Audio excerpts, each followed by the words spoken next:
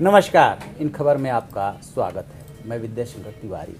Australia में लगी आग अब अर्जेंटीना, चिली और ब्राज़ील तक जा पहुंची है। इसको लेकर के अब बहुत ज़्यादा हड़कंप है।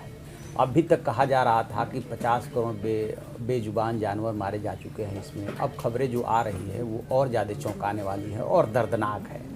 24 से ज़्यादा लोग मर चुके हैं, 2000 के आसपास घर नष्ट हो चुके हैं और इसका जो है लगातार फैलाव होता जा रहा है। जो national institute for space research है उसने उपग्रह से जो तस्वीरें ली हैं वो काफ़ी भयावह है। ब्राज़ील के दक्षिणी राज्य रियो ग्रांडे डो सुल में मंगलवार को धुआं देखा गया और चिली के मौसम विभाग ने बताया कि धुआं दक्षिणी अमेरिका तक पहुंच गया है। और जो वहाँ का राज्य है सबसे ज़्यादा जो प्रभावित हुआ है ऑस्ट्रेलिया का, वो न्यू साउथ वेल्स है और उसके बाद विक्टोरिया है। न्यू साउथ वेल्स की हालत तो ये है कि जो 63 लाख हेक्टेयर पे प्रभावित हुआ है उसमें से 50 lakh hectare new South Wales का ही है, बाकी 8 लाख हेक्टेयर जो है वो विक्टोरिया प्रभावित हुआ है। और ज़्यादा इसकी गहराई में जाएंगे तो देखेंगे कि ये आग जो है सितंबर से लगी हुई है। अंदाज़ा लगाइए क्या वहाँ की परिस्थिति है। सितंबर से आग लगी हुई है। 24 लोग मारे जा चुके हैं, 50 करोड़ बेजुबान जानवर मारे जा चुके हैं। इसके अलावा घर बहुत ज़्यादा नष्ट हुए हैं। और इसके पहले यदि गौर करेंगे कि कैसी आग लगी थी सबसे ज़्यादा, तो 2009 में जो है ऑस्ट्रेलिया में आग लगी थी जिसमें 180 लोग मारे गए थे।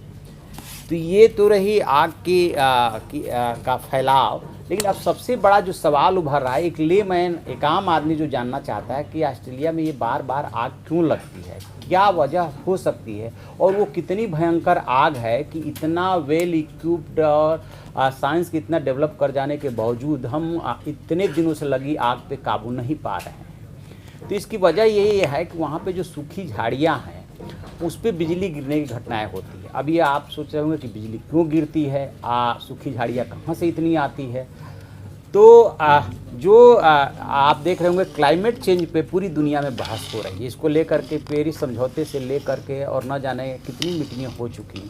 बट फैक्ट ये है कि कंक्रीट किसी डिसीजन पे पूरी दुनिया नहीं पहुंच पा रही है। पार्ट करके हम अपनी जिम्मेदारी निभाने की कोशिश कर रहे हैं और अमेरिका जैसे देश तो उससे अलग हो चुका है।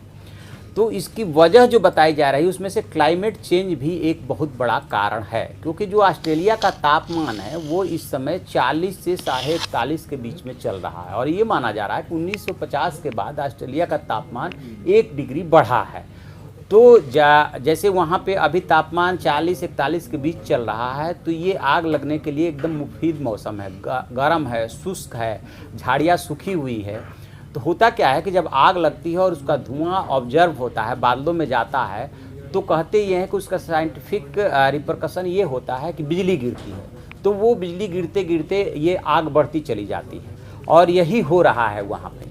तो अब अभी तक जानवरों के, लोगों के मरने, घर के नष्ट होने की घटनाएं सामने आ रही थी। लेकिन अब एक और बड़ी खबर वहाँ से आ रही है, वो ये है कि 10,000 ऊँटों को ऑन द रिकॉर्ड मारने का आदेश दिया गया है।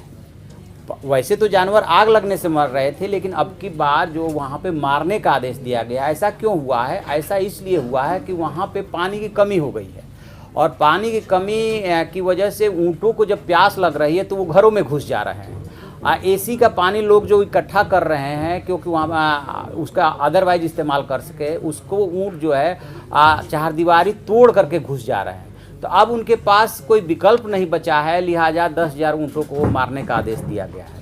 और देखते हैं कि क्या क्या इसका रिपरकशन हो रहा है। आप ऑस्ट्रेलिया बहुत डेवलप भी हैं, आपका बहुत बड़ा क्षेत्रफल भी है, आप आबादी भी कम है, इसके बावजूद इस आग पे काबू नहीं पा रहे हैं। आपको याद होगा पिछले दिनों जब ऑस्ट्रेलिया के प्रधानमंत्री लोगों के बीच गए थे तो कई लोगों ने उनके प्रति ऐसी नज़रों से देखा था, हाथ भी नहीं मिलाया था, नाराज़गी थी लोगों में और अभी भी नाराज़गी है कि सरकार कैसे उसको काबू नहीं कर पा रही है। तो ये सिर्फ प्रकृति का इशारा भर है। प्रकृति जो है मैसेज भेज रही है कि जब आवश्यकता से ज़्यादा उसका दोहन होगा, लोग बातों को समझेंगे नहीं, क्लाइमेट चेंज को बचाने की कोशिश नहीं करेंगे, बढ़ते तापमान को बचाने की कोशिश नहीं करेंगे, तो इसी तरीके से प्राकृतिक आपदाएं आएंगी और हम उसे कंट्रोल नहीं कर पाएंगे। ऑस्ट्रेलिया अपने आप में बहुत कुछ हमें संदेश दे रहा है जिसे सोचने और समझने की ज़रूरत है। तो आप ऐसी खबरों के लिए देखते रहिए हमारा डिजिटल चैनल इन खबर। Thank you. इन खबर चैनल को सब्सक्राइब करें और बेल आइकन दबाना ना भूलें।